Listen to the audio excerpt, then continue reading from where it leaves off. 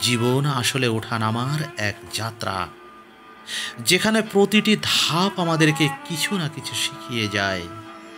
কিন্তু বেশিরভাগ সময় আমরা দুঃখ পেলেই ভেঙে পড়ি, মন খারাপ করি আর ভাবি সব শেষ।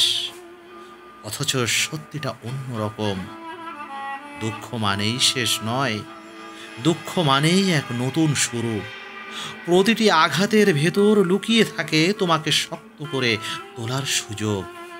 ঠিক যেমন ঝড়ের পরেই আকাশ পরিষ্কার হয়, তেমনি দুঃখের পরেই আসে আলোর সকাল। তাই আজ আমি তোমাকে বলবো, মন খারাপ করো না, কারণ এই দুঃখ যন্ত্রণা একদিন তোমার জীবনের সবচেয়ে বড় শক্তি হয়ে উঠবে। তুমি খেয়াল করেছো কি, জীবনে বড় কোনো পরিবর্তন কখনোই চিঠি দিয়ে আসে না।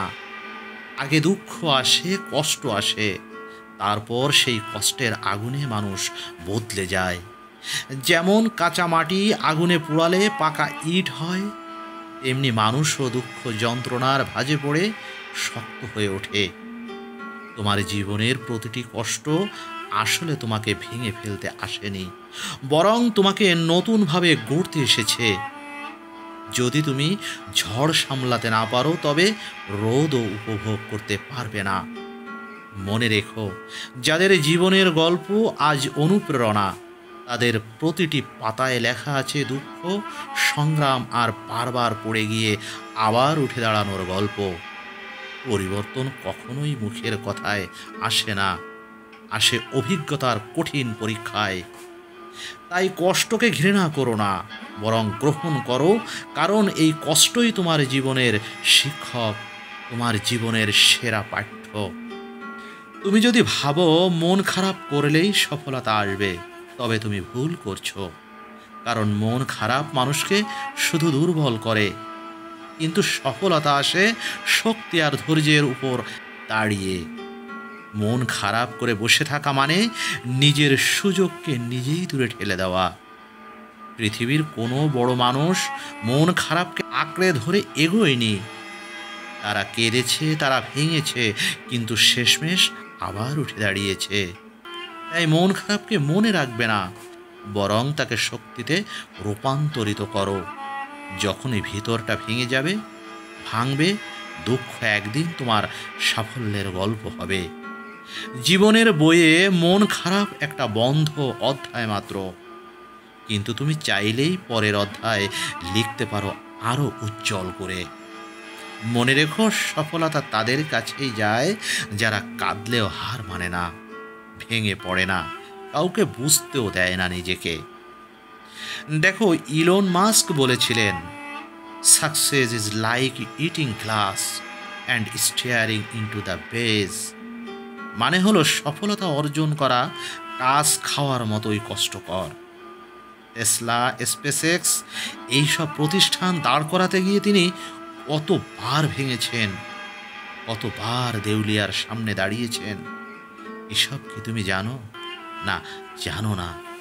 অনেকবার এমনটি হয়েছে তার সাথে, কিন্তু হাল ছাড়েনি। তিনি প্রমাণ করেছেন ধনী হওয়া টাকার খেলা নয়, এটা হলো ধৈর্যের খেলা।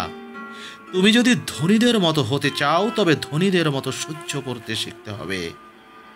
কষ্টকে শত্রু ভেবে পালিয়ে গেলে কখনোই বড় কিছু করা সম্ভব নয়, বরং কষ্টকে আলিঙ্গন করো, কারণ সেই কষ্টের ভিতরে লুকিয়ে আছে তোমার ভবিষ্যতের শক্তি। ধনী হওয়া মানে শুধু অর্থ নয়, মানে হলো নিজেকে বারবার হারিয়ে বারবার গড়ে তোলার সাহস।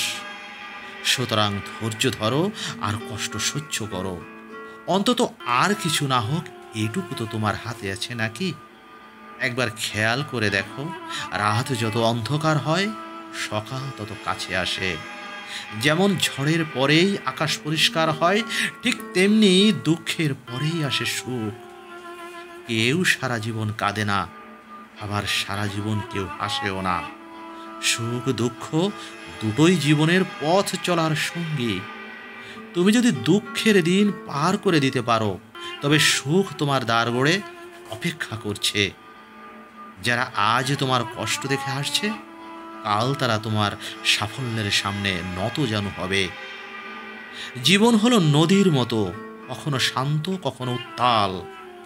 কিন্তু নদী কিন্তু থেমে থাকে না, জীবনও থেমে থাকে না। তাই দুঃখ যতই গভীর হোক না কেন, তাকে ধরে বসে থেকো না, কারণ সুখ তোমার দিকে আসবেই।